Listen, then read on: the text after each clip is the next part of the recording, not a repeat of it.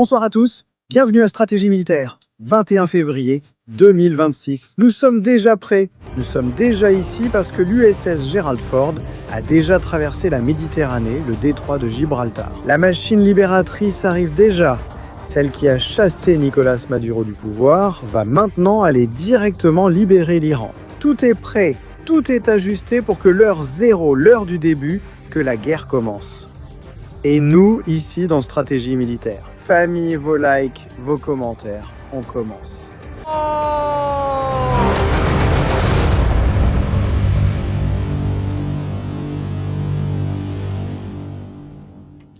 Bonsoir à tous, bienvenue dans Stratégie Militaire.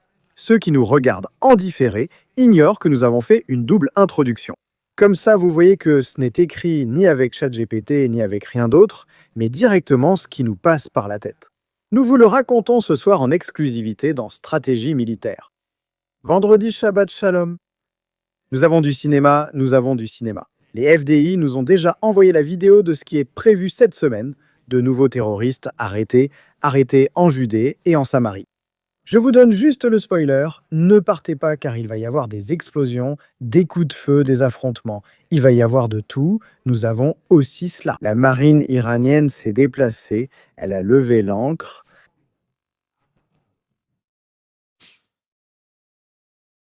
Où sont-ils allés? Ici, nous le savons en matière de stratégie militaire.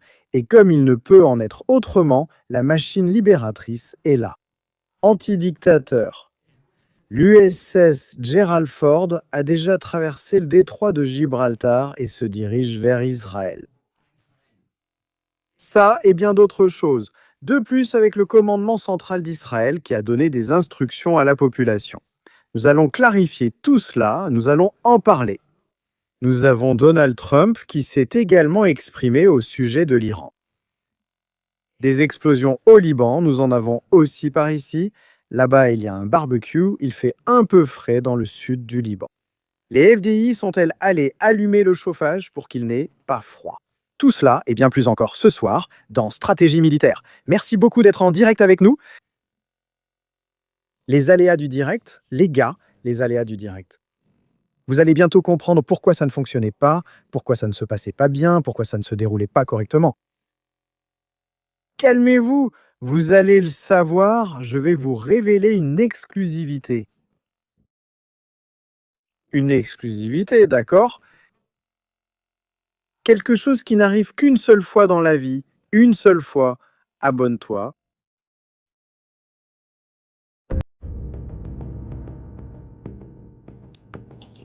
Et stratégie militaire.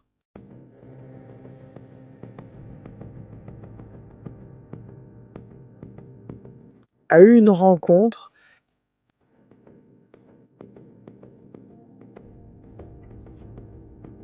Aujourd'hui, Stratégie Militaire a eu une rencontre très spéciale.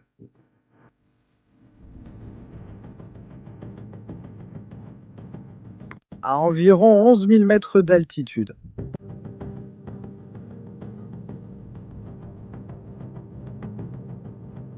Stratégie s'est retrouvée.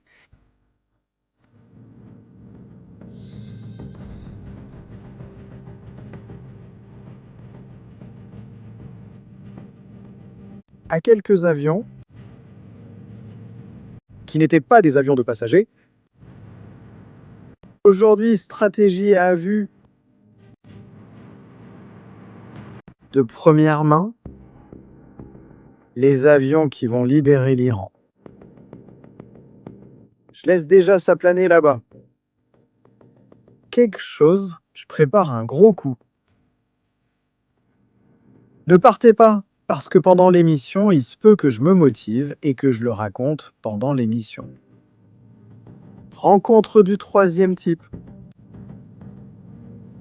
Il s'est passé de tout. Aujourd'hui, il s'est vraiment passé de tout. Le porte-avions qui a traversé le détroit de Gibraltar, un avion P-8 qui a commencé à survoler cette zone à la recherche de toute menace pour le porte-avions. Ensuite, il a disparu, il est réapparu, il se dirige à toute vitesse vers l'est de la Méditerranée.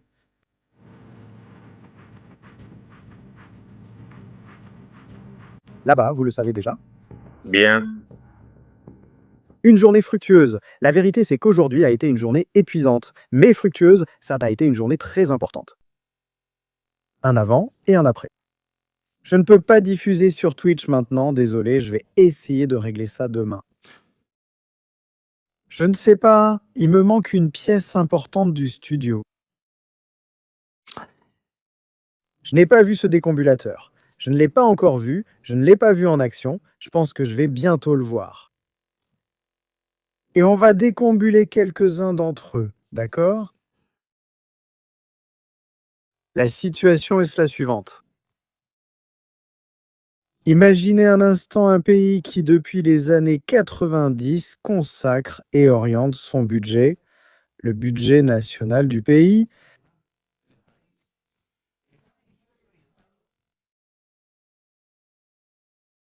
à le dépenser. Construire des installations militaires, non pas défensives, mais offensives, pour détruire Israël. Eh bien, c'est précisément ce qui est en train de se passer. Il y a un pays qui s'appelle Iran, qui dès ses débuts a commencé à se battre avec son voisin l'Irak. Ensuite, il a commencé à menacer tous les pays de la région, et finalement, il a fini par attaquer Israël. Pourquoi Israël? D'où vient toute cette guerre? D'où vient toute cette histoire? Vous voyez, il y a de nombreux siècles, une religion appelée l'islam était née dans la péninsule arabique. L'islam est venu après le christianisme, après le judaïsme. C'était une religion qui venait modifier certaines croyances des personnes qui vivaient là-bas. La péninsule arabique connaissait à ce moment-là une guerre civile. Les partisans de Mahomet contre les non-partisans de Mahomet. Ce n'étaient pas des juifs, ce n'étaient pas des chrétiens, il y avait des arabes eux-mêmes, qui étaient polythéistes, avaient différents dieux et croyaient en différents dieux. L'endroit appelé la Mecque, Makkah, en arabe, était le lieu où il y avait des pèlerinages avec de nombreux dieux. Il y avait des idoles à cet endroit. Makkah, voyons par ici. Makkah, où se trouve maintenant ce qu'on appelle ou ce qu'on nomme la Kaaba, qui est ceci que vous voyez ici, ce carré. Imaginez que cela n'existait pas à cette époque. Rien de tout cela n'existait, bien sûr que non. Et c'était le lieu de pèlerinage. Des caravanes arrivaient de tous les horizons pour adorer des idoles. Ces idoles se trouvent à l'intérieur de la Kaaba. La Kaaba est une pièce, et à l'intérieur on garde les idoles, à l'extérieur de la Kaaba. Il y a une pierre qui, dit-on, est une pierre qui vient du paradis, le Jannah en arabe. Après la mort de Mahomet, cela se produit-il? C'est un résumé rapide pour que vous compreniez pendant l'époque de l'Hégire, l'époque de la sortie de Mahomet de la Mecque. Parce qu'il devait partir, il voulait l'assassiner. Mahomet disait qu'il fallait remplacer le polythéisme par le monothéisme, qu'il n'y a qu'un seul Dieu, et que Mahomet est son prophète. C'est le principe du Tawhid, l'unicité de Dieu. Dieu est un. Cela est aussi dit dans le christianisme et aussi dans le judaïsme. Dieu est un. Les trois religions sont des religions monothéistes. Elles partagent des racines dans de nombreux aspects, mais ont aussi beaucoup de différences dans d'autres. Je ne vais pas faire ici aujourd'hui un cours de théologie, mais je veux que vous compreniez d'où vient l'histoire, pour que vous compreniez ensuite le nom des missiles. Le nom de Mahomet quitte la Mecque, il fuit la Mecque. Il se réfugie dans une grotte avec certains de ses disciples, parmi lesquels Abou Bakr, le père d'Aïcha. Aïcha était l'épouse qui devint ensuite la plus jeune épouse, la mineure de Mahomet. Il se réfugie dans une grotte. Les gens de la Mecque, les Mécois le cherchaient pour le tuer et, soi-disant, c'est là qu'un miracle de Dieu s'est produit. A envoyé des araignées. Elles ont tissé une toile d'araignée à l'entrée de la grotte et il semblait que personne n'y était entré depuis longtemps, pendant que Mahomet dormait. Ceux qui voulaient le tuer se sont approchés de la grotte et ont vu que personne n'y était entré depuis longtemps. Alors ils ne sont pas entrés. Mahomet cherche refuge hors de la Mecque. Il se déplace dans différents endroits, dans différents lieux. Il demande de l'aide à un roi chrétien. Celui-ci lui accorde refuge. Les gens de la Mecque y vont pour faire pression, pour qu'on le leur livre, pour le tuer, mais ils refusent. Les chrétiens leur offrent refuge. Et pendant ce temps, il y a différentes batailles avec différentes ethnies, groupes tribaux, et il se produit une sorte de guerre, les chrétiens, celle-là, dans la péninsule arabique. Il y a un endroit à Médine, une très belle ville. Médine est impressionnante, vraiment. La voir est impressionnante. À la périphérie de Médine, moi, je vais vous montrer des photos pour que vous puissiez voir.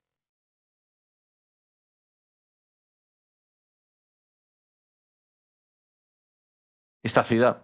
À la périphérie, il y avait une oasis dans le désert. Au fait, selon l'islam, on dit que Hayer, la femme qui a été abandonnée par Abraham, qui lui a donné un fils, selon l'islam, Ismaël, a été abandonnée par Abraham près de la Mecque. Ceci relève de la théologie islamique. Je ne dis pas que c'est exact, je cherche juste à vous l'expliquer. Les gens ne connaissent pas cela, ne comprennent pas ces choses et ignorent l'origine des liens. Toutes les histoires, Abraham l'abandonne à son sort et dit « Dieu prendra soin de toi et de ton fils », puis il a disparu. L'ange a fait jaillir de l'eau de la terre, exactement là où se trouve la Mecque. À cet endroit, il y a une source d'eau, c'est l'eau de Zamzam, que l'on dit être une eau bénie. Je vais vous donner un peu de contexte historique à tout cela, d'accord? Mais revenons au sujet, Médine, la ville de Médine. À la périphérie de Médine, il y a une oasis et c'est là qu'a lieu une bataille. Le prophète Mahomet, ou Mahomet comme vous voulez l'appeler, pour certains c'est un prophète, pour d'autres ce n'est personne, pour d'autres un être terrible. Je ne parlerai pas de théologie, respect pour toutes les religions. Dans ce programme, il engage une bataille contre les tribus juives qui étaient établies dans l'oasis de Kaïbar. Kaïbar? Kaïbar, c'est un mot que vous allez entendre très souvent pendant longtemps, dans les prochaines semaines, dans les prochains jours. C'est un endroit qui se trouve ici, dans cette zone.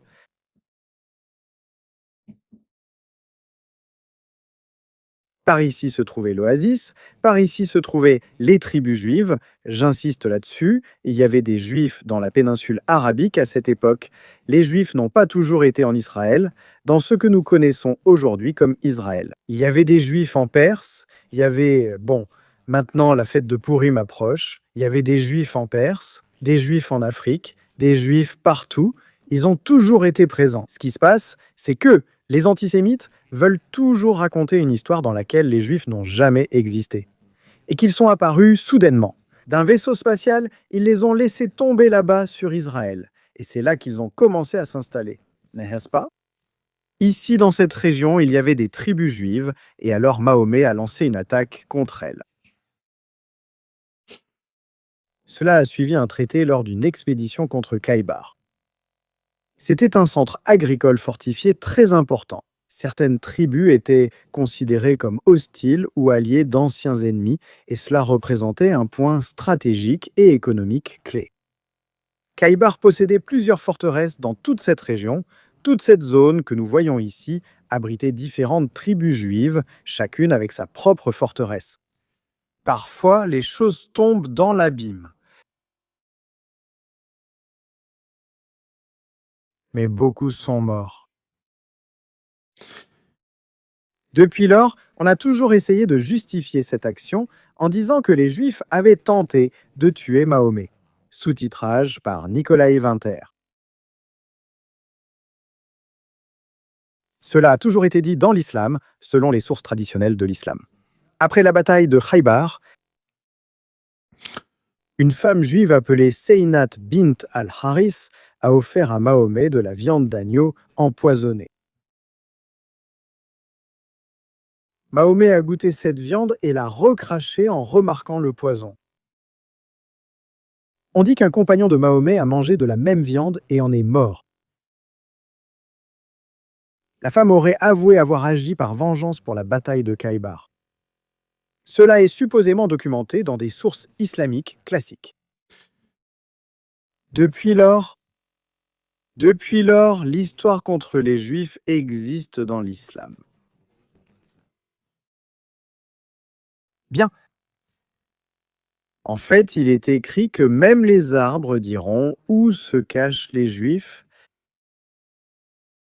Tout cela fait partie de la théologie islamique. Je ne veux pas vous ennuyer avec ça.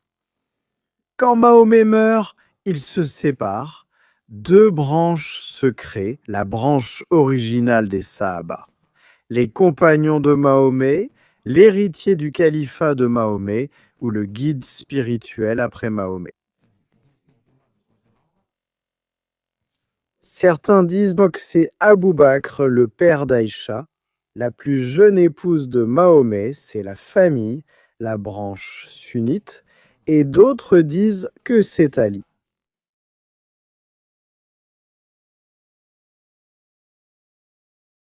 Qui sont ces chiites?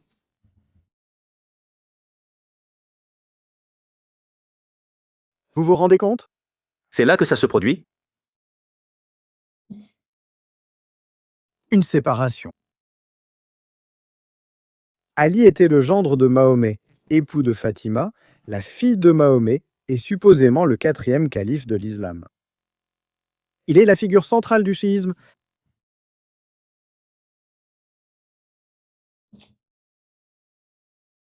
Et c'est là que toute l'histoire commence. Et il y en a qui disent que l'ange s'est trompé, qu'il a choisi Mahomet au lieu de Ali. Bon, il y a des histoires étranges à ce sujet. Les sunnites ne peuvent pas supporter les chiites ne peuvent pas supporter les sunnites ni les juifs. Et bien sûr, qui est-il plus facile de détruire dans cette région? Le petit poisson? Le petit poisson, c'est Israël. Mais en réalité, ce n'est pas un petit poisson. Il vit dans un petit étang, mais c'est un géant. C'est un géant. Parce que son peuple, le peuple d'Israël, a survécu à tout. Pandémie, invasion, expulsion, diaspora, chambres à gaz, persécution, bombardement, attentats. Disons qu'être juif, ce n'est pas dire que c'est une race supérieure, mais ils sont résistants. Et cela, bien sûr, ça dérange beaucoup les Iraniens, ça les dérange tellement que tout le budget annuel de leur pays est dépensé à construire des missiles balistiques. Vouloir construire une arme nucléaire, vouloir tirer sur Israël et détruire des villes entières, c'est leur obsession. C'est à cela qu'ils aspirent parmi toutes leurs ambitions. À quel moment de l'histoire sommes-nous actuellement? Nous sommes à un moment de l'histoire, famille, où Israël fait face à une décision existentielle. Ce n'est plus, nous voulons. Nous faisons, nous pensons, nous négocions. Non, ce n'est pas. Ceci n'est pas. Ceci ne sont pas des croisades. Ceci n'est pas une campagne militaire. C'est existentiel.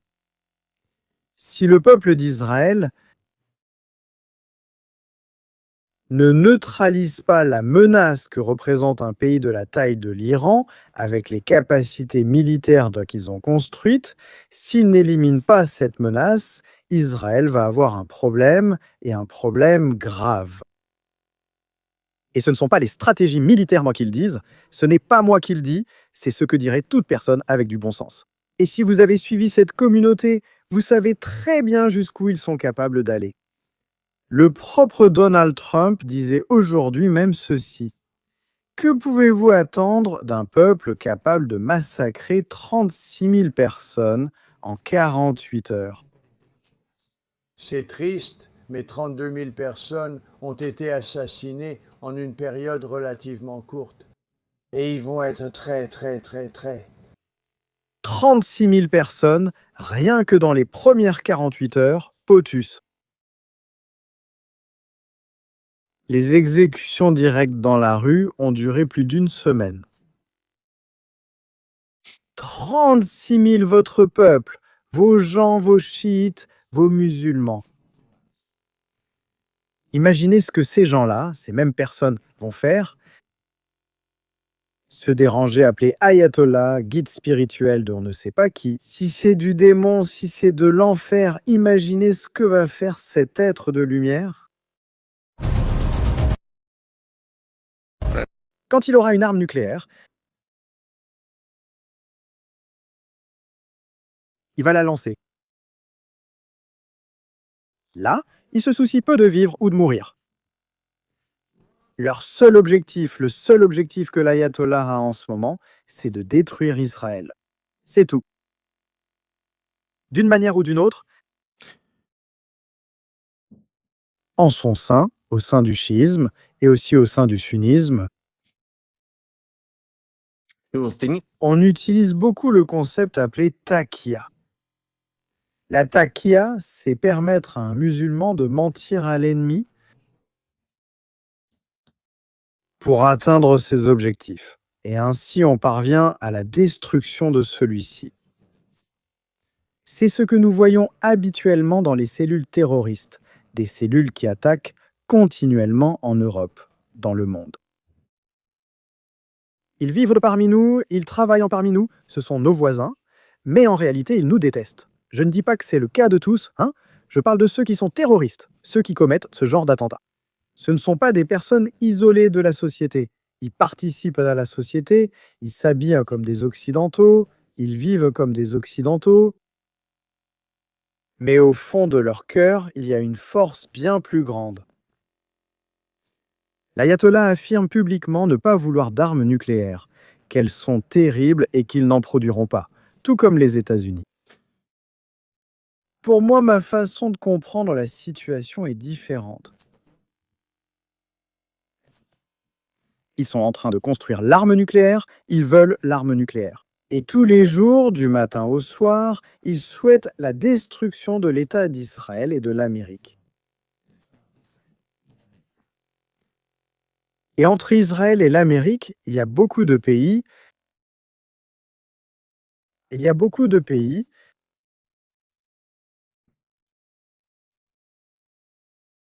l'Europe, il y a l'Allemagne, il y a l'Italie, il y a la Pologne, il y a la France, l'Espagne. L'Espagne a vu ces dernières années, moi qui suis espagnol, quelque chose d'incompréhensible ou déplacé qu'on ne comprend pas, des choses qui arrivent ou sont en cours. Quand des types sortent le matin pour dire et penser que la plus grande force militaire qu'ils aient jamais vue sur leur côte ou sur leur territoire n'est pas capable de les détruire. Soit ils sont fous, soit ils savent très bien mentir. Je pense qu'il y a des deux groupes, mais que la majorité, la grande majorité d'entre eux, sont complètement fous. Quand on dit à l'ayatollah qu'ils ont amené 2 porte-avions et qu'il répond de les couler, c'est parce que l'ayatollah ne connaît pas la réalité de l'histoire. Il y a d'autres types, comme Arashi, qui lui sait vraiment de quoi il s'agit. Un type qui voyage dans le monde occidental, qui a des contacts avec le monde occidental et qui sait parfaitement ce qui va se passer. Mais ce n'est pas le cas, n'oubliez pas cela.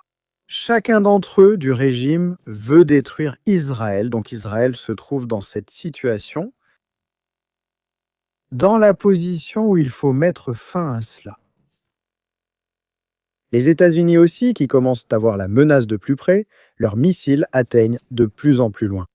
Imaginez une Corée du Nord, mais qui au lieu de vouloir des armes nucléaires pour ne pas être renversée du pouvoir et rester tranquille derrière sa clôture.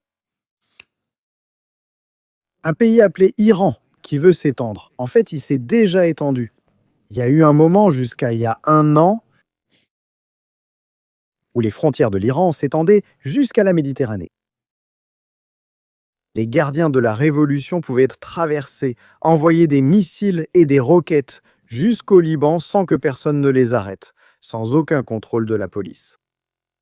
Ils contrôlèrent les routes, les convois étaient sécurisés avec une escorte militaire et personne n'osait rien faire, sauf un.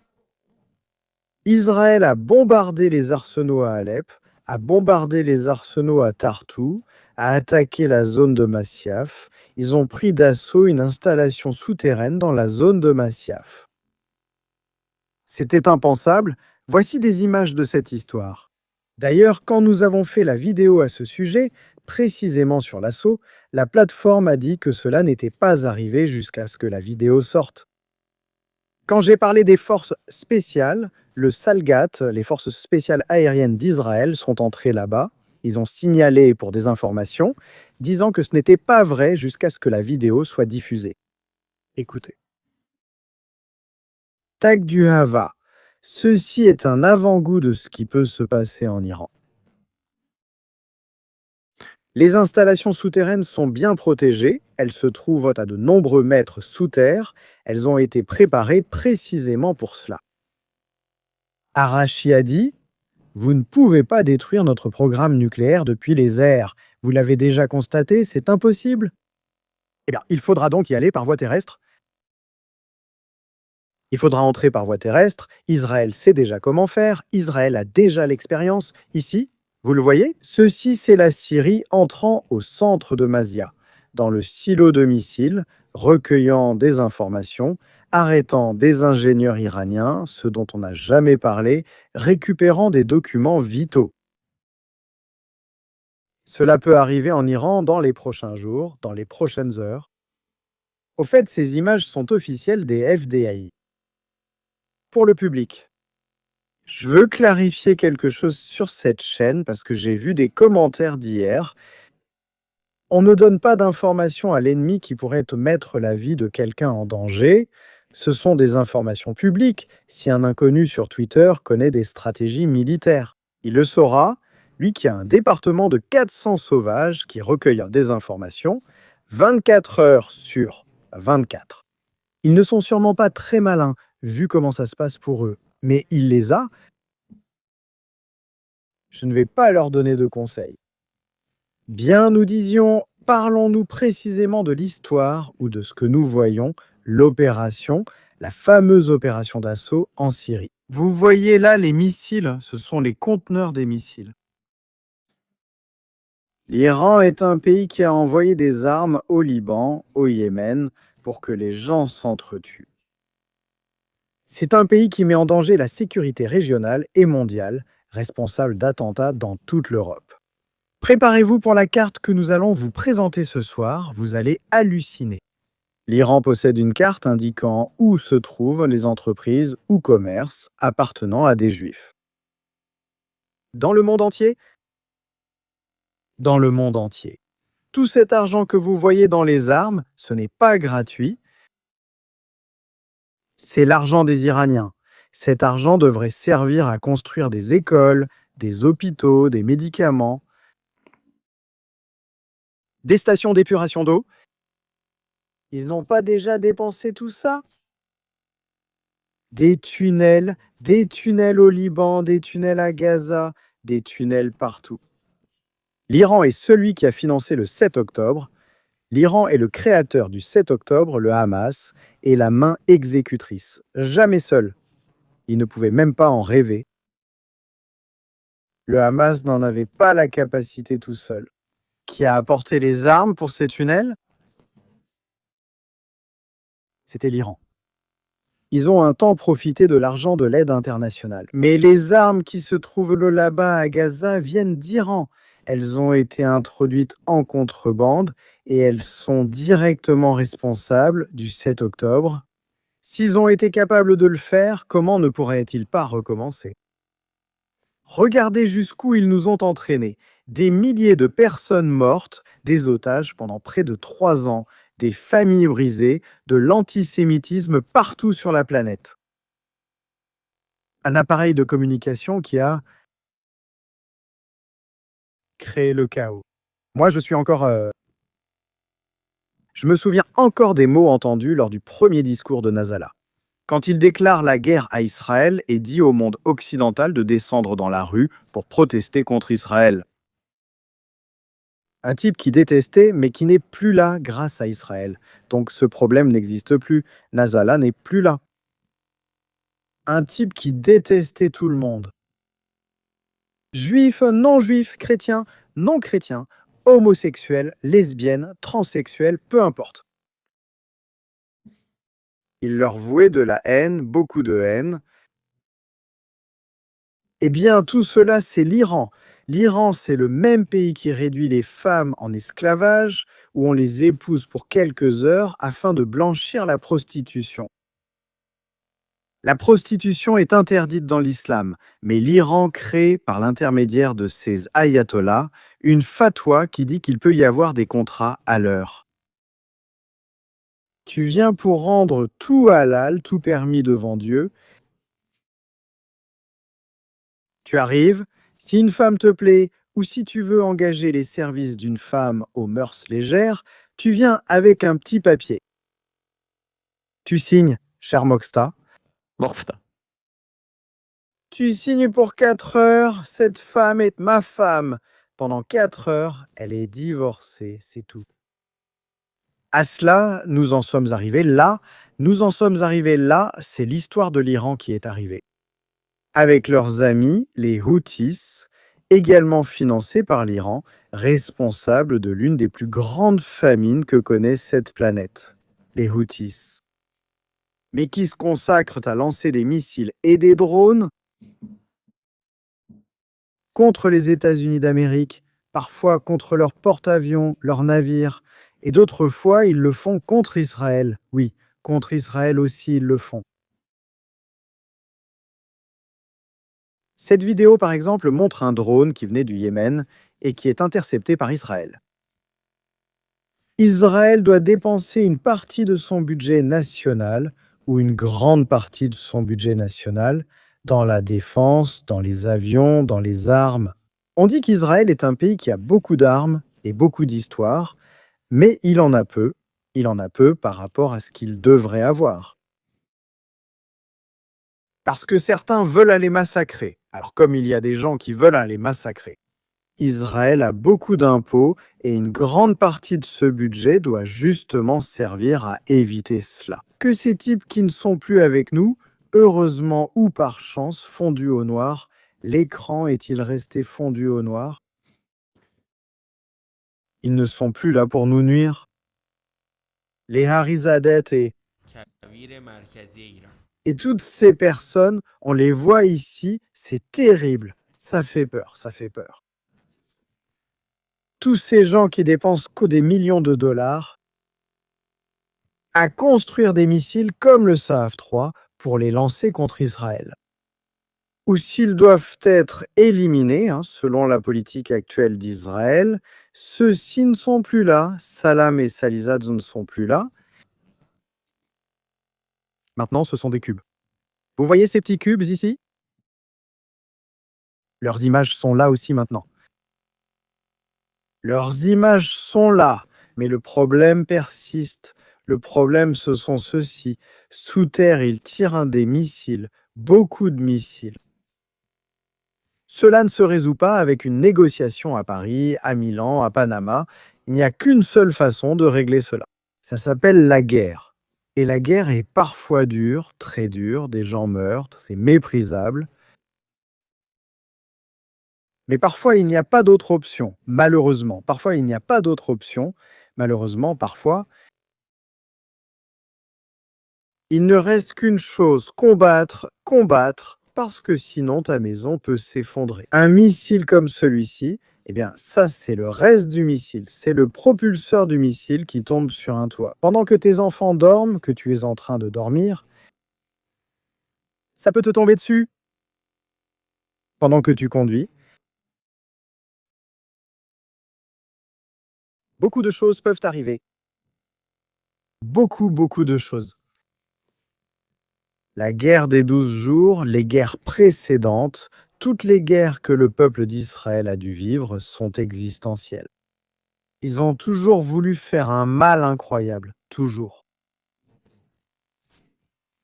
Eux, j'insiste, la seule chose qu'ils veulent, c'est semer la terreur dans une population qui veut vivre en paix, tranquillement. Vivre en Israël est l'un des plus beaux endroits au monde. C'est le chaos, mais c'est un chaos qu'on aime. terrorisme, des gens qui attaquent d'autres personnes. Imaginez vivre comme ça 24 heures de votre vie. Compliqué, n'est-ce pas?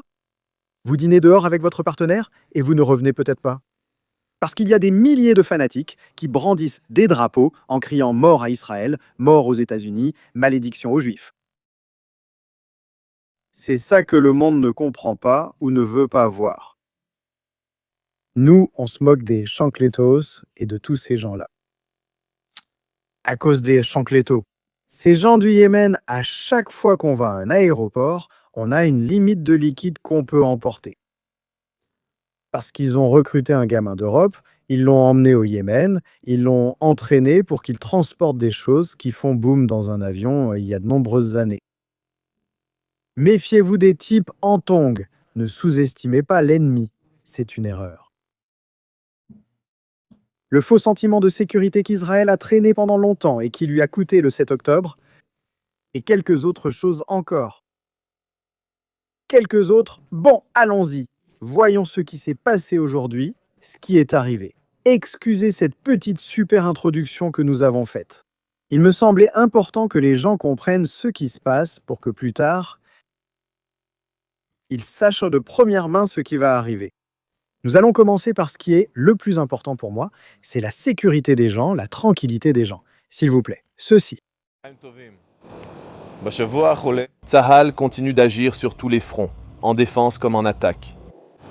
תקפנו תשתיות טרור וחיסלנו מחבלים בלבנון, השמדנו תשתיות תת-קרקעיות ברצועת עזה, חיסלנו מחבלים שהפרו את הסכם הפסקת האש, וביצענו מבצעי מעצרים בכל רחבי יהודה ושומרון.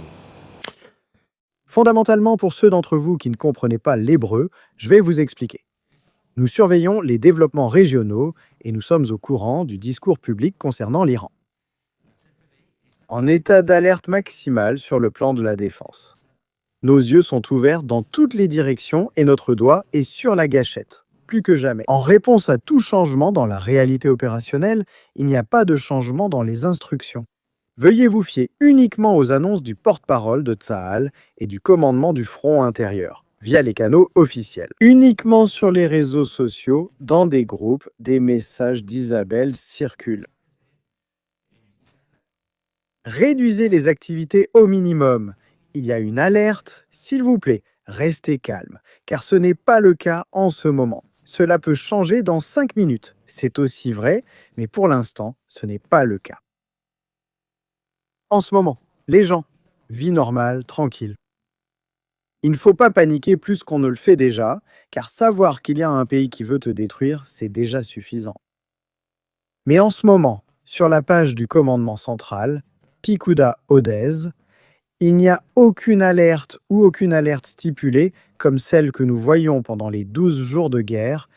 Les gens doivent rester près des abris, il faut avoir des vivres, il faut se réunir à moins de 5, 10 ou 3 personnes, ou 10 personnes ou 50 personnes. Est-ce que les événements publics sont annulés? Il n'y a rien de tout cela. En ce moment, il n'y a aucune menace de ce genre. Pour l'instant, mais cela peut changer cette nuit. Il faut donc continuer à suivre les sources d'informations à ce sujet. Ensuite, on peut spéculer sur l'arrivée ou non d'avions, sur la possibilité d'une attaque ou non, mais les sujets sérieux, comme ceux de la sécurité publique, doivent être suivis de près. Les sources officielles sont, en fin de compte, les responsables de la sécurité de l'État. Et ce sont eux qui doivent faire la lumière sur les zones d'ombre qui existent en ce moment. Bien. La nouvelle que nous attendions tous. Il y a quelques jours, une vidéo a été publiée affirmant que ce porte-avions, l'USS Gerald Ford, traversait le détroit de Gibraltar, mais c'était faux. Des stratégies militaires, il a commenté et dit « Je ne vais pas confirmer cette vidéo car je pense qu'elle n'est pas authentique. » Aujourd'hui, le Gerald Ford a traversé le détroit de Gibraltar en plein jour, alors que je pensais qu'il le ferait de nuit pour plus de discrétion. Les États-Unis ne veulent pas se cacher, qu'on le sache, ils veulent que l'Iran sache qu'une méga flotte se dirige là-bas. 3 de plus, 2 ou 3 autres destroyers, 6 destroyers peuvent se rassembler dans l'est de la Méditerranée. pour lancer des attaques de missiles de croisière, des munitions guidées. Mais ce porte-avions aurait encore un rôle bien plus important dans toute cette histoire. Ce porte-avions pourrait être utilisé pour défendre les espaces aériens d'Israël et de ses alliés. La Jordanie, l'Arabie Saoudite, le Koweït, et que les pleurnicheurs des ayatollahs veulent attaquer parce qu'il y a des bases américaines. Ce porte-avions peut être la garantie de sécurité qui manquait dans le déploiement tactique à l'intérieur d'Israël. Un déploiement qui est en train de se faire en ce moment. Cela se fait depuis des semaines et inclut les systèmes de défense Arrow, le système Théad, le système Patriot. Onda de David, le dôme de fer et tout ce qui est nécessaire. Merci. Jusqu'à même a déjà été déployé. Et ceci est un peu confidentiel. Le Iron Beam, mais un Iron Beam spécial sur des véhicules mobiles pour contrôler le flanc nord et les drones qui pourraient venir du flanc sud et de l'est. Israël et les États-Unis d'Amérique déploient des véhicules équipés d'armes laser. Ce n'est pas non plus un secret. Nous savons qu'ils existent. Ce n'est pas un mystère. Tout cela pour la sécurité d'Israël. Pendant ce temps, il y a d'autres alliés qui semblent ne pas être sur la même longueur d'onde. Sous-titrage de Nikolai Winter, Actualité. Royaume-Uni. Interdit aux États-Unis d'utiliser ses bases militaires pour lancer des attaques contre l'Iran. En particulier Diego Garcia et une base au Royaume-Uni afin que les B1, les B2 et les B-52 ne puissent pas décoller de là. Cela a créé une crise inimaginable, dans laquelle Marco Rubio va immédiatement rencontrer la ministre des Affaires étrangères du Royaume-Uni pour demander des explications. Nous allons voir où cela mène. Ce que nous savons, ce que nous pouvons raconter, eh bien c'est ce qui suit. Allons sur la carte.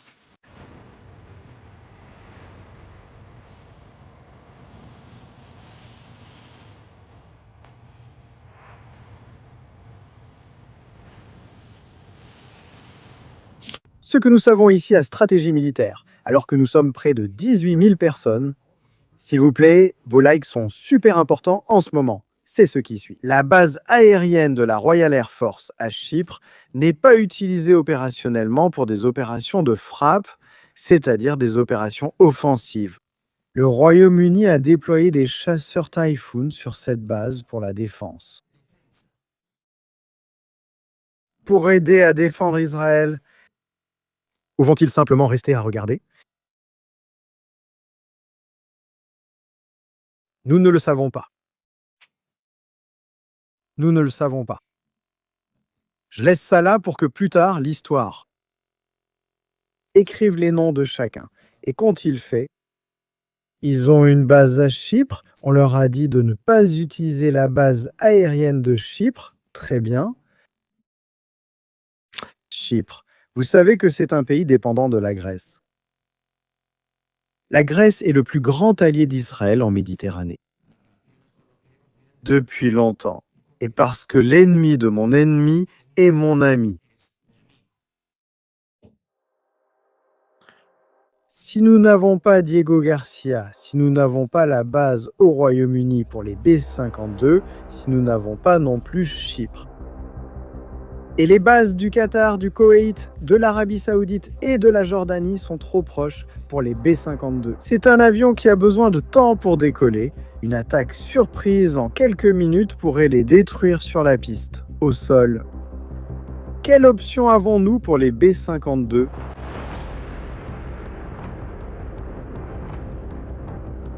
Maintenant, les choses commencent à avoir du sens. Souda Bay, l'île de Crète. Cette base aérienne pourrait permettre le décollage des avions B-52 ces derniers jours. Des avions ravitailleurs et des avions de chasse y sont arrivés. Donnez-vous la priorité à cette base par rapport aux autres bases en Méditerranée? L'option est claire. Permettre d'avoir l'option de contrôler la Méditerranée sans impliquer la Turquie ni le Royaume-Uni.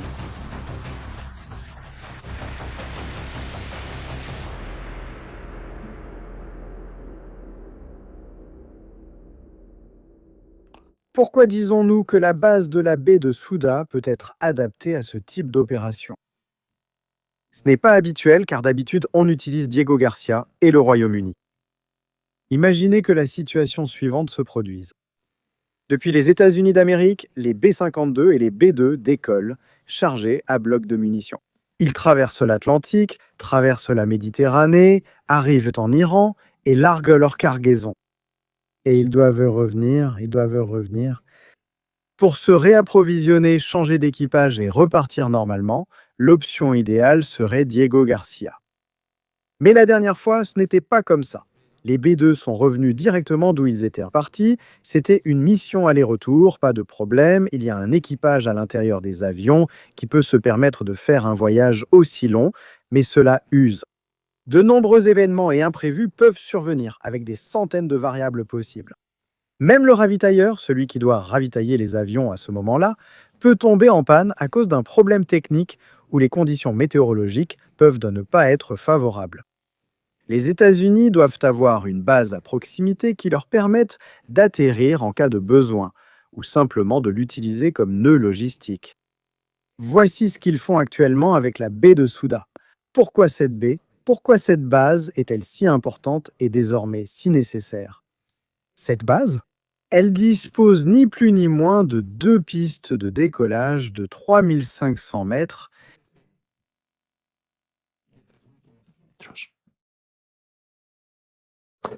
C'est la piste nécessaire pour qu'un B-52 puisse décoller. Si l'on regarde combien de mètres un B-52 a besoin pour décoller sur une piste, la réponse serait à peu près. Je me souviens quand on l'a vu, avec une charge maximale plus de 3000 mètres, dans des conditions exigeantes, 3500 mètres, cette piste, celle que nous voyons, pourrait s'en approcher. Que signifie le concept de charge maximale pour un B-52? Quoi? Le concept suivant?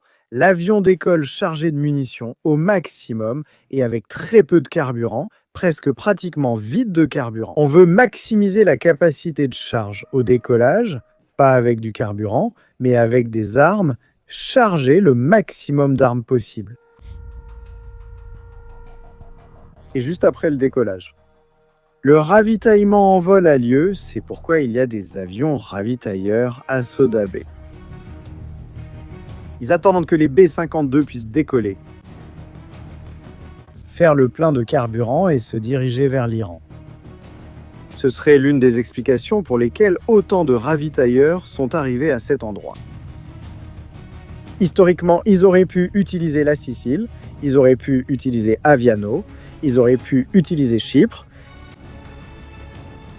mais la géopolitique prévaut.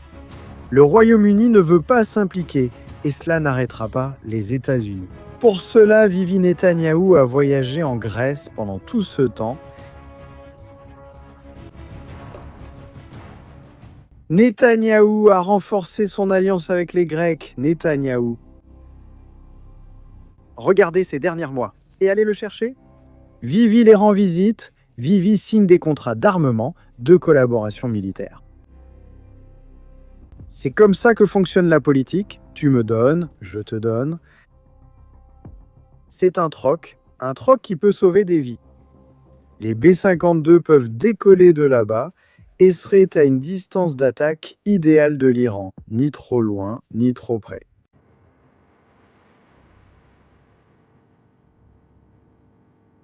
Nous n'allons pas le voir.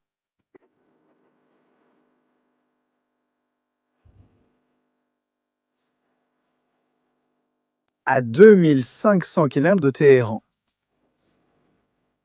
Pour être honnête et opérationnel, il pourrait attaquer la capitale depuis 2000 km.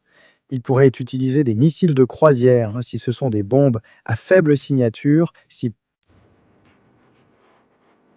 à 500 km de la capitale, il pourrait le faire, il pourrait.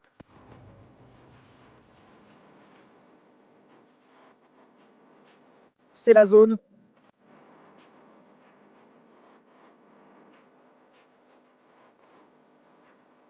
Il y a un point important. Celui-ci.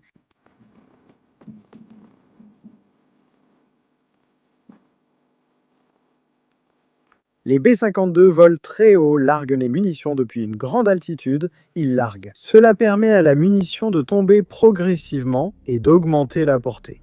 Et d'augmenter les problèmes, qu'est-ce que cela implique? Des problèmes de visibilité pour le radar, Les munitions, aujourd'hui, les radars de défense antiaérienne peuvent les détecter, sauf si ce sont des munitions très modernes, très sélectives, avec un faible profil radar. Baja firma radar. Les États-Unis en possèdent? Mais ne serait-ce pas mieux une voie plus intéressante de lancer ces munitions? Comme les missiles Tomahawk qui se couvrent avec les profils des montagnes, regardez toute cette chaîne de montagnes comme elle s'étend. Les missiles de croisière ont un système de télémétrie et de cartographie qui adapte leur altitude au terrain. Tout obstacle qu'ils rencontrent, ils vont le surmonter, ils vont sauter par-dessus. Cela a été fait plusieurs fois pendant la guerre du Golfe. C'est ainsi qu'ils attaquent avec ce type de missile, le favori des États-Unis d'Amérique. Le rapport coût-capacité est ce qu'il y a de plus important pour eux. Ils en ont d'autres. Qui peuvent être lancés depuis une grande altitude, signature radar, qui ont différentes capacités, Israël les possède aussi. Mais s'ils veulent lancer des attaques de missiles de croisière pour atteindre Téhéran, ils peuvent le faire, en se couvrant avec les montagnes, avec les profils des montagnes. Tout cela que nous voyons ici, parce que l'Iran n'aurait aucune chance. Parce qu'avant de lancer ce type de missile, nous avons les F-18, les F-22 et les F-35 qui assurent la défense anti-aérienne. Et comment les supprime-t-on?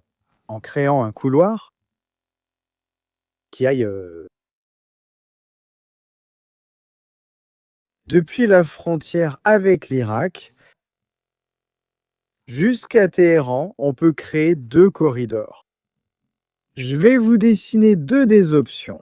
Certaines ont plus de sens, d'autres moins.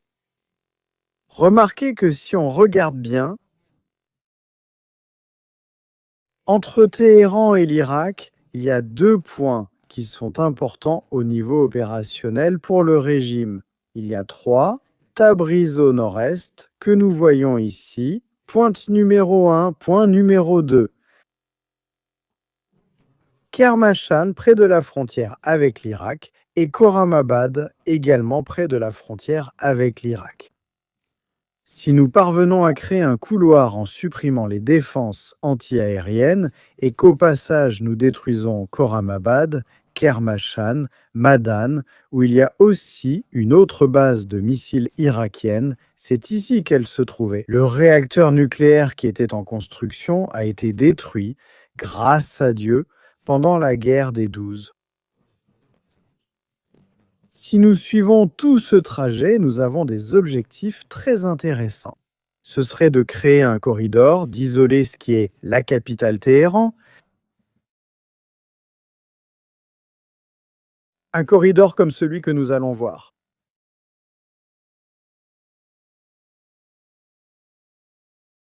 Vous voyez ceci ici, nous peignons, nous dessinons. Il n'est pas nécessaire de supprimer toutes les défenses anti-aériennes de l'Iran. Il suffit simplement de créer des corridors sûrs où les radars sont aveugles. Celui-ci en serait un, ce corridor Téhéran comme Fordo, que nous connaissons très bien, Arak, Khorramabad, serait un corridor idéal. Approche. Nous pourrions l'élargir peut-être dans cette zone, inclure aussi Kermashan, mais bon, faisons-le comme ça. Celui-ci en serait un, puis il faudrait en faire un autre, jusqu'à Ispahan. D'ici, on peut faire énormément de choses. Ce corridor peut être ouvert de ce point jusqu'à ce point. Vous voyez, on peut créer un autre corridor qui parte de ce passage, qui a été ouvert vers la droite ou vers la gauche. Ainsi, les B-52 peuvent en s'approcher de la frontière avec l'Irak, lancer leurs missiles avant d'être à portée des missiles iraniens. Le B-52 a un problème, il est très grand, on le voit à des kilomètres, il vole à haute altitude, on le voit à des kilomètres. Attention, il y a une autre option, le B-52, même s'il n'est pas aussi agressif, quand il n'y a pas de menace importante de défense anti-aérienne, il peut effectuer un bombardement en tapis. Qu'est-ce que c'est? Ils le remplissent jusqu'en haut de munitions à chute libre, des bombes. Ils volent à basse altitude au-dessus d'une zone où se trouve l'ennemi, une base militaire par exemple, ils passent et ils la rasent. C'est ce qui s'est passé par exemple lors des attentats, des attaques en Afghanistan pendant la guerre du Kosovo. Ce type d'opération s'est aussi produit dans de nombreux endroits, une fois qu'il n'y avait plus de défense antiaérienne majeure, de radar ou de défense à longue portée. Il le fait. Ce type de munition est peu coûteux et cause énormément de dégâts. Peut-on l'utiliser? Les B2 auraient-ils moins de problèmes? Leur faible signature radar leur permet d'entrer sans autant de suppression des défenses anti-aériennes. Ils peuvent larguer les bombes, les GBU pour pénétrer dans les bunkers et éliminer. Mais c'est la partie importante de cette histoire, neutraliser les radars. Cela peut se faire sur le terrain, avec des opérations spéciales, ou cela peut se faire avec des avions de combat, de suppression des défenses anti-aériennes. C'est pourquoi les F-16 ont été pris en main par les Wild Whistles venus de Caroline du Sud, spécialisés dans la suppression des défenses anti-aériennes. Il y a aussi un détail important.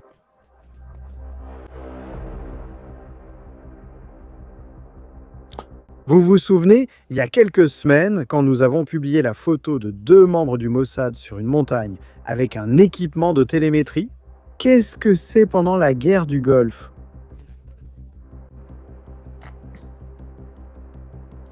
Les équipes Delta des États-Unis d'Amérique et le SAS britannique, des semaines avant le début des opérations contre Saddam Hussein, ont été déployées.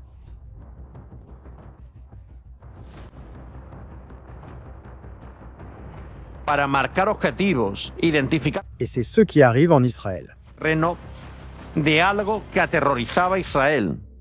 Ils oubliaient une tâche qui concerne des opérations éventuelles, qui applique une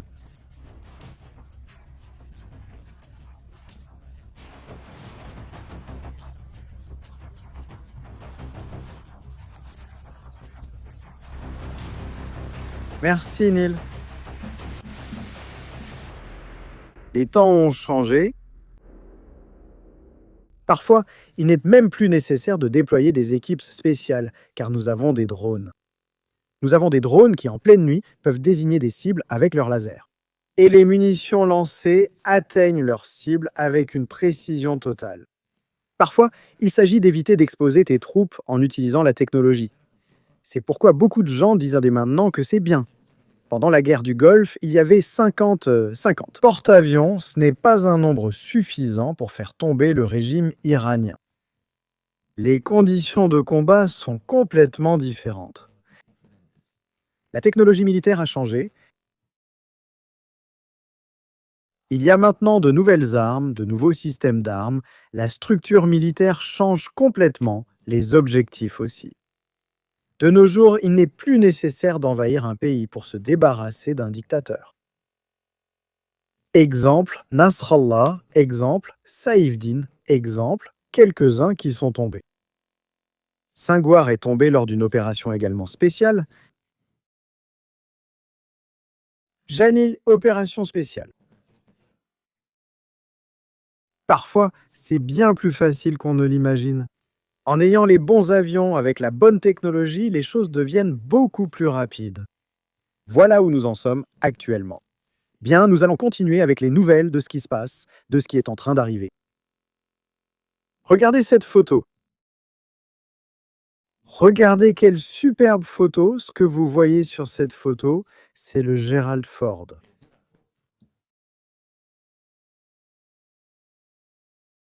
En train de traverser le détroit de Gibraltar. C'est la ville de Ceuta, et derrière, c'est le Maroc. Et il y avait aussi quelque chose dont on parlait ces derniers jours. Merci pour aujourd'hui. Nous agrandissons la photo parce que chaque photo porte un message. Famille, soyez attentifs, d'accord?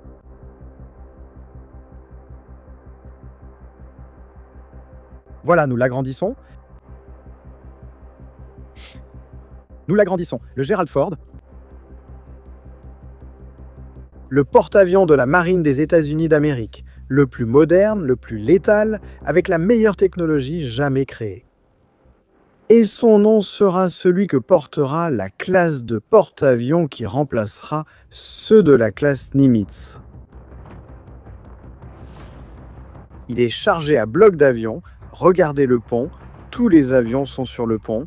Tous. On en avait parlé. Ces dernières semaines, il avait été évoqué qu'il pourrait voyager sans le groupe aérien embarqué et que les avions pourraient attendre en Grèce ou ailleurs. Non, ce n'est pas le cas. Là, on peut voir les F-35, les F-18, les avions de détection précoce. Le porte-avions arrive chargé et prêt à frapper.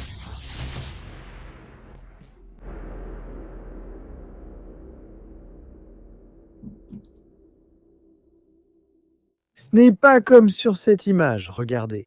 Le pont est dégagé, cependant ici, le pont est complètement rempli. Le porte-avions arrive avec tout le paquet complet. Completo. Des destroyers, des sous-marins, tout. Ici, il ne manque rien. Absolument rien. Allons à Gaza. Il y a eu une bagarre entre des clans familiaux pour le contrôle de la mafia de Gaza. Zone de Soujaïlila, pour que vous compreniez, c'est la zone est de la ville de Gaza City, Soujaïlila. Ils se sont tirés dessus pendant quelques jours. Y a-t-il eu des pertes parmi eux? Libre à chacun de le regretter ou de le célébrer, je ne commenterai pas. Je suis étranger à tout cela. À la destruction de terroristes, ça ne m'affecte pas beaucoup. Pour être honnête, je ne suis pas quelqu'un qui éprouve beaucoup de scrupules quand ce genre d'incident se produit. Mais regardez, le ramadan commence et ils veulent en faire une sorte de pacte ou de cessez-le-feu entre les familles. Je ne sais pas comment Trump va faire, honnêtement. Va-t-il leur offrir des chèvres ou des chameaux pour éviter les conflits ou le terrorisme à Gaza? Quand vont-ils construire des gratte-ciel? Je m'imagine ces types entrant dans le casino de Gaza. Et ce qui peut s'y passer, je n'en ai aucune idée. On va voir ça. Regardez l'image, regardez. Ils apparaissent avec des drapeaux blancs, ceux d'un clan familial. Affirmer la paix avec les autres. Et je veux que vous regardiez en bas. En bas à droite. Regardez qui est ici. Les types avec les bandanas verts sont des membres de la brigade Al-Qassam du Hamas. Ils continuent de contrôler Gaza et tout ce qui s'y passe. Ils sont censés témoigner du cessez-le-feu, mais je ne sais pas lequel, puisqu'ils se battent encore. Avec des drapeaux blancs. Merveilleux, voyons. Qui veut partir en vacances à Gaza? Il y a des offres promotionnelles. Vous pouvez déjà continuer à réserver votre hôtel. Une tour Trump va être construite là-bas. Vous pouvez réserver la vôtre. Vous savez comment ça va finir? Non. Ça va finir avec Israël qui va intervenir. Mais bon, ce n'est pas grave, ce n'est pas grave. Qu'est-ce que dit POTUS? Allons avec POTUS. Pouvez-vous partir, monsieur? Monsieur le Président, allez-vous vendre Z-Press? Que dit la presse? Vous pouvez partir. Vous pouvez partir. Thank you, press.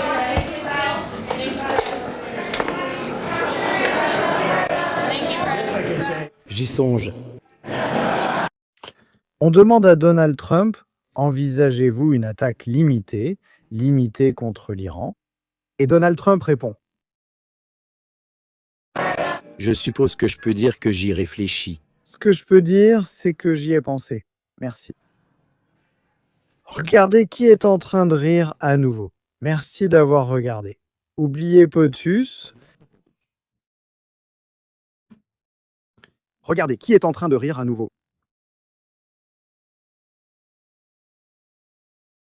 On demande à Trump, envisagez-vous des limitations?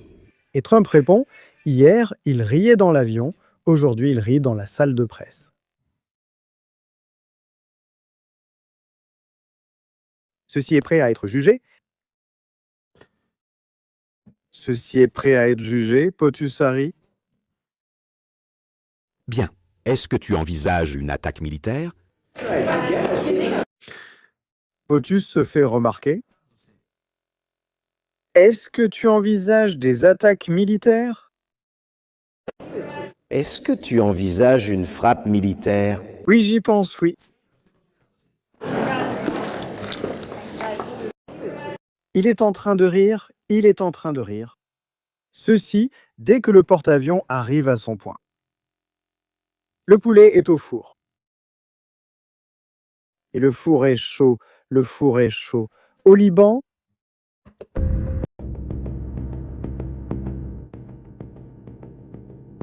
là-bas, des choses s'envolent.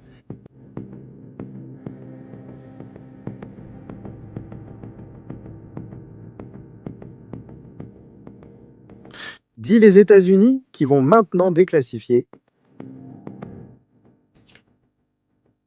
des documents d'OVNI s'alliant Césaire. Ils transforment. Je vais m'écarter. Je ne veux pas être éclaboussé. Mais je viens sur la partie droite, s'il vous plaît. Regardez en haut à gauche. Ceci est le Liban.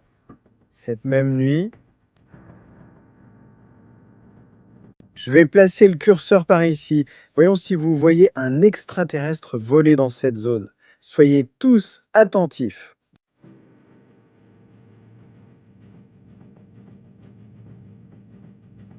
Et sans parachute?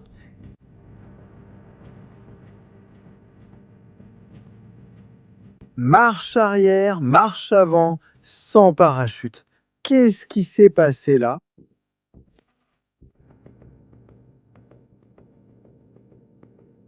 Esto. Encore un autre arsenal du Hezbollah, encore une fois dans une zone où il ne devrait pas être, encore une fois en violation du cessez-le-feu. Encore une fois, Israël dispensant la sagesse depuis le ciel. Sous-titrage par Nicolas Vinter. Ça fonctionne comme ça?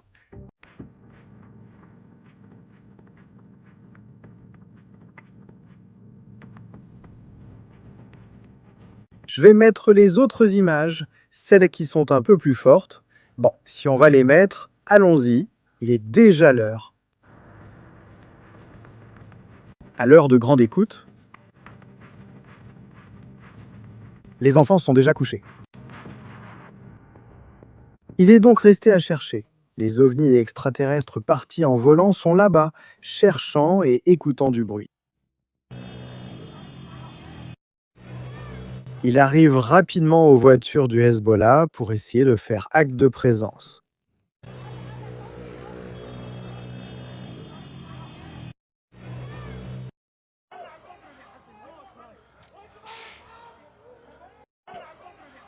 Ensuite, les gens diront « Mais quel méchant, Israël bombarde des maisons et des civils !» Oui, mais il y a un dépôt de missiles à l'intérieur. Ça, ce n'est pas mal, ce n'est pas mal. Nous avons le film Souviens-toi, nous avons le film Famille. D'où vous connectez-vous ce soir ici sur Stratégie militaire? S'il vous plaît, laissez vos likes. Nous avons le film Judée et Samarie, opération terroriste et antiterroriste. Nous avons un film prêt. Oui, nous avons des adhésions, vous donnez des adhésions. Nous étions en train de regarder et il y a plein de choses en ce moment, en direct, après ce début mouvementé. Voilà la communauté, voilà les gens qui soutiennent, toujours compréhensifs à 100%. Avant d'aller dans ces endroits du film, avant la première, on va regarder la bande-annonce de El Ocaso. Vous la voyez? C'est une frégate iranienne qui est partie en Inde pour effectuer des exercices militaires afin de se retirer du chemin. On ne sait jamais, la vague a mis de l'eau et du sable entre la marine des États-Unis d'Amérique et l'Inde. Elle s'est installée là-bas, dans un port en Inde. Je pense que c'est pour déserter. Quand ça commencera, ils vont déserter directement, parce que c'est le numéro 75 de la marine.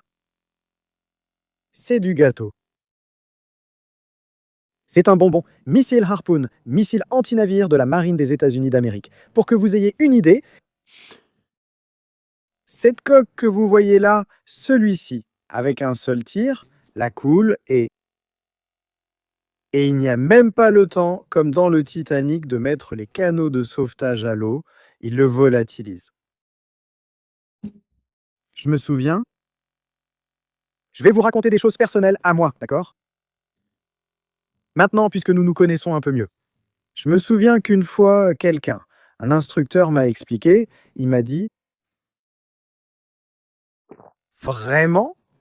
Le protocole d'évacuation du navire est stupide parce qu'un missile Harpoon, s'il te frappe, s'il t'atteint, il emporte tout sur son passage. Tout le navire, tu n'auras pas le temps d'évacuer. Mais ils vont couler le porte-avions, hein? Attention, c'est eux qui vont le couler. L'ayatollah a dit qu'il doit couler, il coulera par volonté divine. Les forces d'une autre planète vont venir couler le porte-avions, ils vont le couler. Oui, nous pensions justement à cela. Des flashs avant le film, allons-y avec les flashs.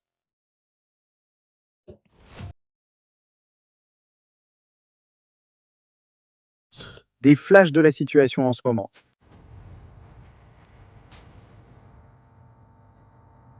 Voilà. Ça peut être pour embrouiller, non?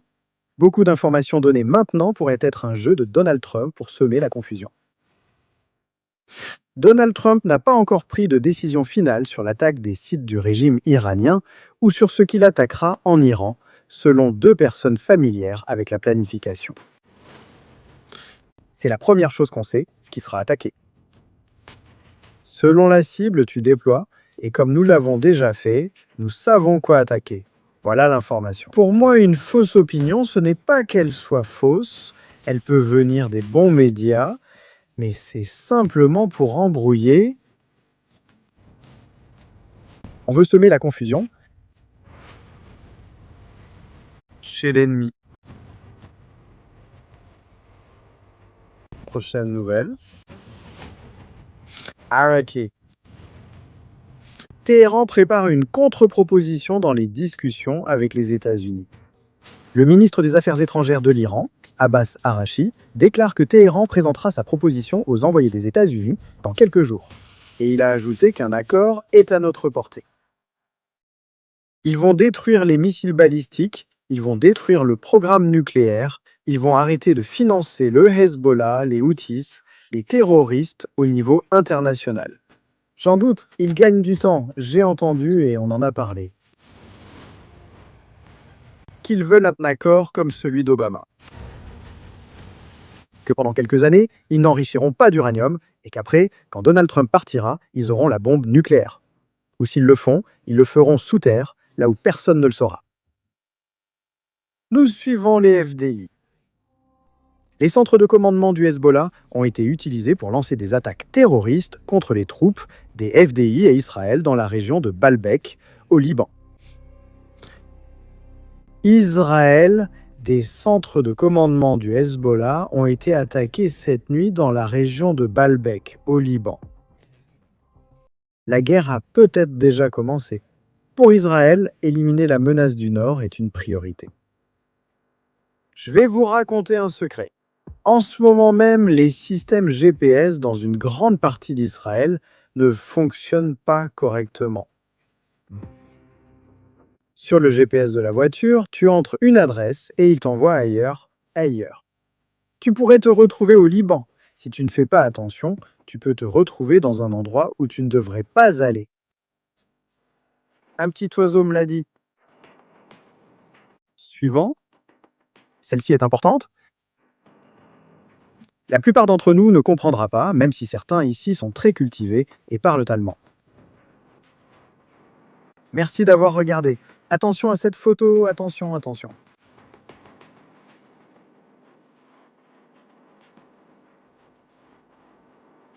L'ambassade d'Allemagne à Téhéran a de nouveau exhorté les citoyens allemands à quitter l'Iran immédiatement. La situation en Iran et dans la région reste tendue et une aggravation de la sécurité ou des affrontements militaires reste possible. Par conséquent, nous rappelons d'urgence aux citoyens allemands l'appel à quitter le pays. Veuillez noter qu'en cas d'escalade, l'ambassade d'Allemagne à Téhéran et le ministère fédéral des Affaires étrangères ne pourraient probablement fournir qu'une assistance très limitée pour le départ. Veuillez utiliser les options disponibles pour quitter le pays. La Pologne l'a fait hier. La Pologne disait aux Polonais hors d'Iran, partez vite, très vite. Vous vous souvenez qu'hier nous parlions des Stratos tankers en Bulgarie, à l'aéroport de Sofia. Voici la photo d'archives d'hier que nous retrouvons ici. Officiellement, l'OTAN a déclaré que ces avions sont là pour un exercice militaire. Merci à 6 avions ravitailleurs stationnés en Bulgarie.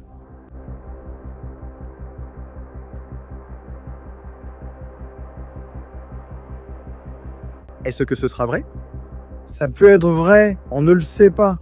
Arashi, il adore passer à la télé. Qu'a dit Arashi, quoi? Arashi dit...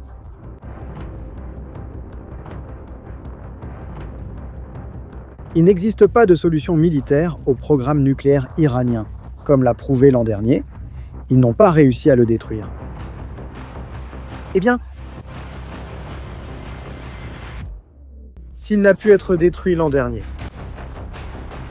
nous pouvons réessayer. Nous pouvons essayer pendant plus de 12 jours, que dirais-tu, de quelques mois, pour voir qui se lasse en premier, Antéus. Si l'ayatollah ou les États-Unis... Arashi prend de l'assurance, hein? Arashi prend vraiment de l'assurance. Un autre invité. Celui-ci est nouveau, chaque jour on ajoute des gens à l'histoire, on dirait une sorte de Netflix. Il y a toujours de nouveaux acteurs, un de plus nous rejoint. Attention à celui-ci, l'illuminé du jour. C'est ce que je dis, ces gens-là ont une perception de la réalité dans leur vie qui est vraiment diminuée. Amir Hayat Mokadam. El Moka. Les choses lui ont un peu échappé de leur contexte. Membre du comité de sécurité nationale du Parlement iranien, ancien général. De la garde révolutionnaire, El Moka dit: il n'est pas impossible qu'un porte-avions américain soit coulé ou que des soldats américains soient faits prisonniers. La stratégie de l'Iran n'est pas de déclencher une guerre, mais il est totalement prêt pour la confrontation si elle éclate. Si les États-Unis attaquent, la réponse iranienne sera immédiate, ferme, décisive et plus forte que jamais. L'Iran attaquera toutes les bases américaines dans la région, que ce soit en Arabie Saoudite, au Qatar, à Bahreïn ou dans tout autre pays. Les États-Unis n'ont pas de réelle capacité défensive contre les missiles balistiques iraniens. Les systèmes de défense des États-Unis et d'Israël se sont révélés inefficaces.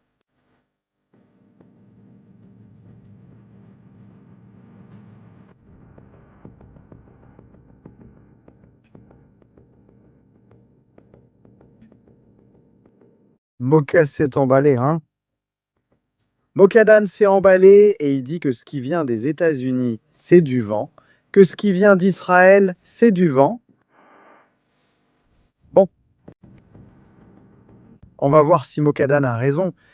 Peut-être que dans une semaine, il ne pourra même pas répondre. Ils ont tiré 550 missiles balistiques en l'espace de 12 jours. Entre 85 et 90% des missiles ont été abattus et entre 50 et 60 d'entre eux ont touché le territoire israélien. Sous-titrage de Nikolai Winter.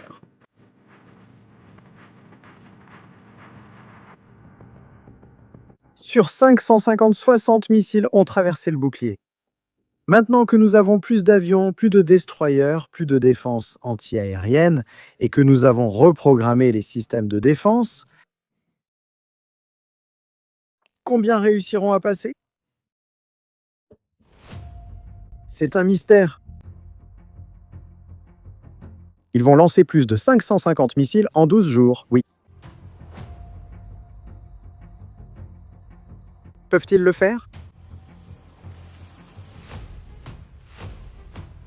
Au fait, il y a un autre jouet que les États-Unis ont déployé dans la région de la Jordanie. Il y a à peine quelques heures, je lisais que les États-Unis commettaient une énorme erreur en regroupant tous leurs appareils sur la base jordanienne à l'aéroport. Ce que les images satellites n'ont pas montré, c'est la quantité de défenses anti-aériennes qui sont installées là-bas, y compris l'une de mes préférées, le CERAM. Date indéterminée. Ceci se passe en Irak, ce n'est pas récent. Écoutez. Le système détecte un drone qui s'approche de la base, un drone lancé par les milices chiites, financé par l'Iran. Encore une fois, l'Iran, regardez ce qui se passe. Oh, je peux entendre. Le drone est là, tu le vois? Il est là, là, il est là. Regarde ça, mon frère. Waouh! Oh merde! Impressionnant. Mucha gente lo conoce. Voilà, Kai. Dispara todavía mucho mejor, con mejores sistemas de detección, mejores sistemas de alcance, usando inteligencia artificial. Oh, les mouvements des aéronefs, des missiles de croisière, des fusées, Espagne. Drones. Un missile balistique peut essayer. Mais ce n'est pas fait pour ça, il peut essayer, c'est-à-dire que le système, s'il le voit dans le ciel, va lui tirer dessus. J'ai vu des simulations où parfois, si on y arrive avec le CERAM, on peut l'abattre à la dernière seconde. Un missile balistique dépend aussi de la vitesse de ce missile. Ça dépend de beaucoup de choses, mais ce n'est pas fait pour ça. Regardez bien, j'ai agrandi la vidéo pour que vous voyez mieux comment ça marche. Les navires de la marine des États-Unis d'Amérique sont équipés de ce système ainsi que d'autres systèmes de protection ponctuelle, des systèmes de défense anti-aérienne de pointe, c'est-à-dire une courte portée mais très efficace. Ce serait déjà la dernière ligne de défense, ou la défense contre de nouveaux types de menaces, comme les drones. Oh, je peux entendre un drone? Est-ce que je peux entendre un drone? Dit-il. Juste là, tu le vois. Qu'est-ce que tu en penses? Ouais, le voilà. Regarde ça, frérot. Ouais. Oh merde. C'est un canon dont les munitions tirent énormément de balles par seconde. Celui-ci est démentiel. Et en plus de ça, ces munitions sont également tirées en même temps. Le moment de leur explosion est minuté pour créer une sorte de nuage de fragments exactement au moment où elles doivent atteindre la cible. Il est très difficile pour un missile de croisière subsonique de dépasser ce type de défense. Pour un drone, c'est pratiquement impossible. Il faudrait en lancer beaucoup pour saturer le système et qu'il manque de munitions. À ce moment-là, si tu le dépasses, évidemment, les drones passeront. Les États-Unis ont déployé ces systèmes, ils en ont en Irak, ils en ont maintenant en Jordanie, ils les auront aussi déployés en Israël. Joe Biden et Kamala Harris. Le grand-père Joe n'a pas voulu les laisser à Israël pendant la guerre du Liban. Pendant ce temps, en Israël, on essaye d'adapter ces systèmes de défense anti-aérienne aux drones du Hezbollah fournis par l'Iran. Joe Biden a décidé que ce n'était pas une bonne occasion d'aider Israël en lui envoyant les 6 rames pour les placer à la frontière du Liban et abattre ses drones et roquettes. Je ne blâme personne ni ne les rends responsables d'une mort, mais ces systèmes sauvent des vies. Kamala Aurore n'a pas voulu les partager avec Israël, estimant que ce n'était pas le moment. Israël a donc dû rapidement inventer les siens. Et bien, comme toujours, en s'adaptant à la tempête qui nous arrive, c'est comme ça qu'on avance, c'est comme ça qu'on avance. Donc, bon, ce système était plutôt bien. Voilà, famille, le moment est arrivé.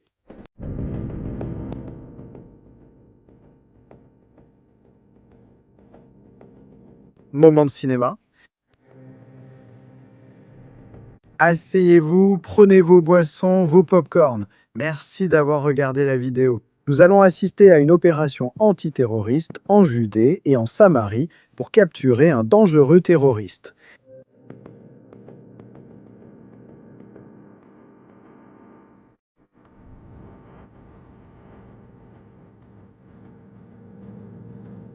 Nous allons le voir. Au fait,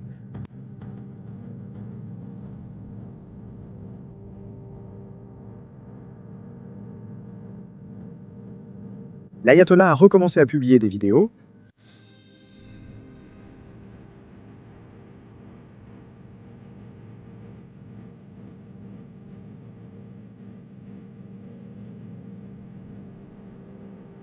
L'ayatollah a recommencé à publier des vidéos. On le voit après le film. Nous y sommes.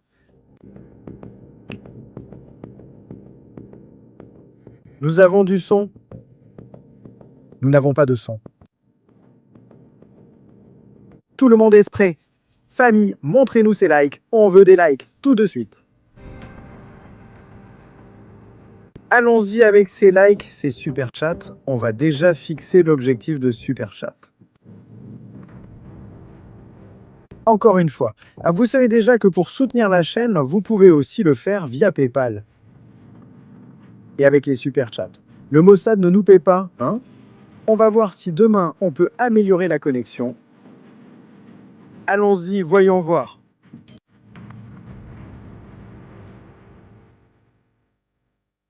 À l'aube. Judée-Samarie, un jour ordinaire à la CFD.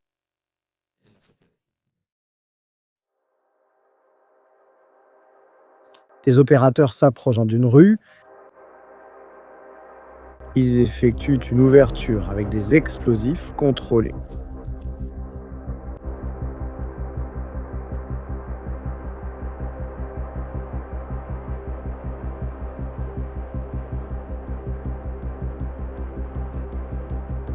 Là, on les voit entrer rapidement, prendre d'assaut la maison, des moments de tension, un immeuble, une personne arrêtée.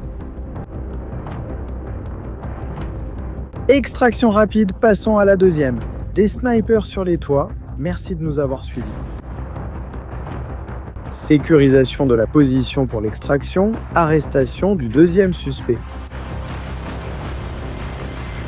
Et en les extrayant. Nous le voyons à nouveau.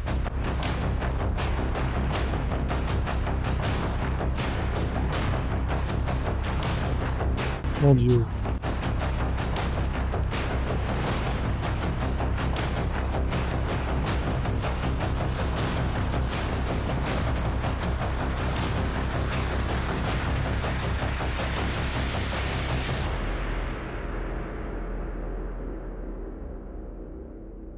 Ces dernières semaines, des snipers venus de Judée et Samarie ont tiré sur des soldats, faisant un blessé. Je veux que vous fassiez attention à un détail, hein. C'est une image, vous n'allez la voir que maintenant. Une seconde, là. Regardez bien ce détail, j'enlève le filigrane, je veux que vous fassiez attention à ceci que vous allez voir. Ça, là-bas, C'est un opérateur qui est en train de prendre d'assaut le bâtiment. On voit qu'il y a beaucoup de poussière en suspension. C'est pour ça qu'on peut voir ce faisceau. Je vais agrandir pour que vous puissiez le voir. C'est le pointeur laser qu'il a sur son arme. Vous le voyez là? Sur le fusil d'assaut, il a un pointeur laser. Je vais revenir en arrière pour que vous puissiez le voir.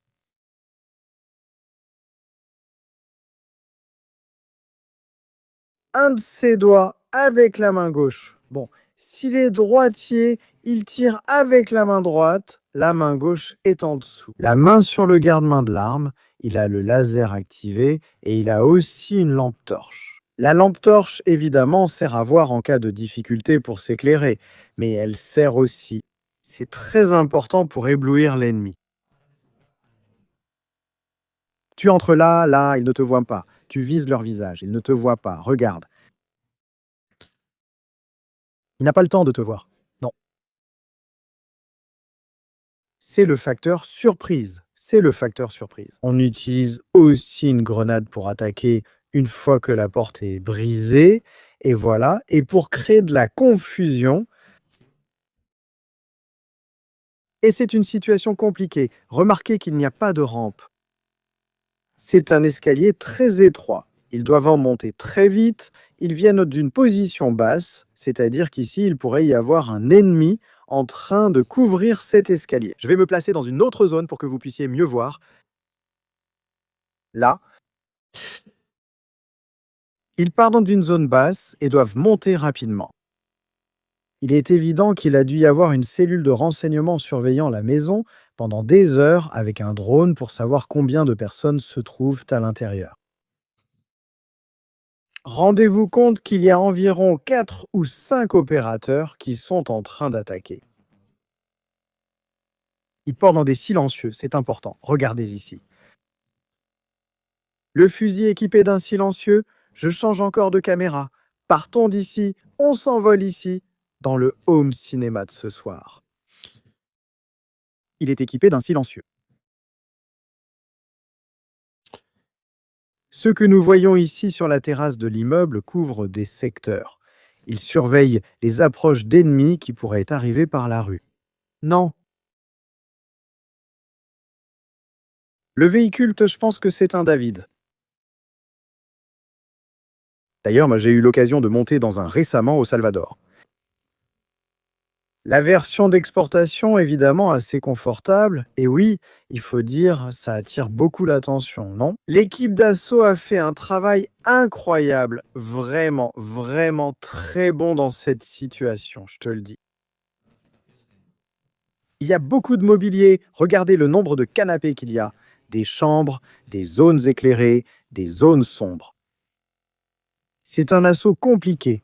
Même si on dirait, même s'ils le font et que ça a l'air facile, ce n'est pas si facile.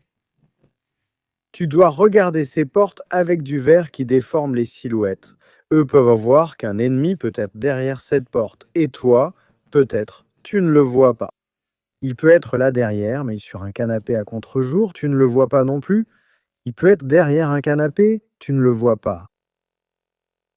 Il est peut-être au 2e étage, tu ne le vois pas. Peuvent-ils te lancer une grenade? C'est un travail très, vraiment, c'est au millimètre près. Ça doit durer quelques secondes. À cause du stress aussi pour l'opérateur, tu ne peux pas rester dans cette situation de stress trop longtemps. Et c'est une opération, eh bien, dans ce cas, réussie des FDI qu'ils ont accomplie. Capturer des terroristes, nous avons eu une semaine assez active dans le secteur de Judée-Samarie, très active, et que l'ayatollah, comme je l'ai dit, il y a une vidéo, il y a une vidéo de la famille de l'ayatollah, et il y a une vidéo.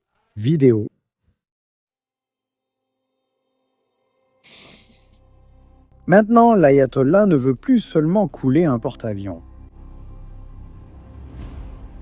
Chaque minute qui passe, l'ayatollah prend de l'assurance, vu son âge. Ça fait réfléchir.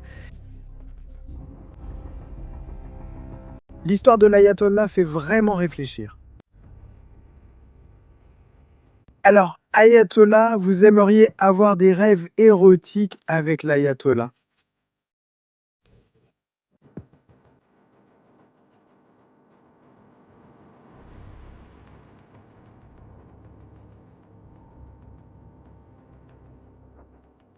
Celui-ci? Maintenant, le Pentagone veut... Maintenant, le Pentagone veut...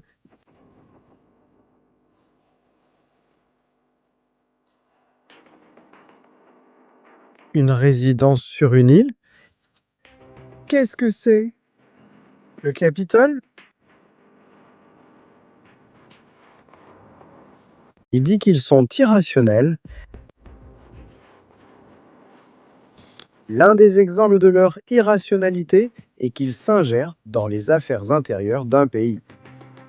Tuer 36 000 personnes, c'est quelque chose d'irrationnel. C'est quelque chose de très rationnel. C'est quelque chose de normal en Iran de tuer 36 000 personnes. Et bien sûr, si les États-Unis disent que ce n'est pas acceptable et qu'on ne peut pas le permettre, dans le monde actuel, c'est irrationnel. Grand-père, il ne te reste plus beaucoup de temps.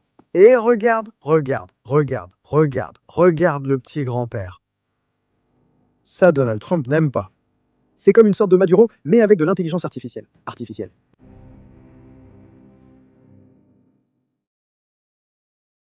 Ça ne va pas bien se passer. Ça ne va vraiment pas bien se passer pour eux. Famille, un grand merci d'avoir été en direct avec nous, ici sur Stratégie Militaire. Merci pour tous ces super chats, on en a eu énormément. Aujourd'hui, je ne vais pas répondre aux questions, excusez-moi, mais je suis vraiment fatigué, ça a été une journée épuisante. Merci pour vos félicitations, à vos bénédictions, merci de comprendre les problèmes techniques que nous venons d'avoir. Demain, on en parlera calmement, il y aura plus d'infos et on fera une émission sur tout ce qui se passe, puis on continuera. Salutations, Stratégie Militaire.